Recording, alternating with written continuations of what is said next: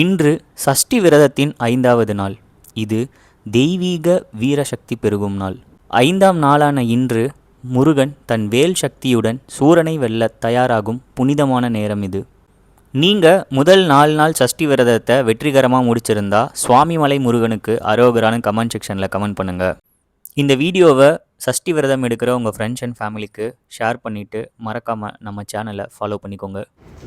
முதல் 4 நாட்களில் நம்ம உடலும் மனசும் சுத்தமாயிடுச்சு. இன்று அந்த சுத்தத்தோட விளைவாக நமக்குள்ளார இருக்கிற தெய்வீக சக்தியை எழுப்புறது. முருகனைப் போல நாமளும் சூரனை போன்ற அறியாமையோட போராடுற நேரம் இது. அதனால் 5ஆம் நாளான இன்று ஓம் சரவண பவான்னு நீங்கள் மனதார வழிபடும் பொழுது உங்களுக்குள்ளார இருக்கிற தெய்வீக ஆற்றல் விழிக்க ஆரம்பிக்கும். அது உடலுக்கான சக்தி இல்லை, உங்கள் ஆன்மாவிற்கான சக்தி. இன்று 1 மணி நேரம் அமைதியாக தியானம் பண்ணுங்க. வேல் ஒளியில் உங்கள் கவலைகள் கரையட்டும். நாளை சூர சம்ஹாரம், முருகனோட ஜெயம் நம்ம ஜெயமாக மாறும் நாள்.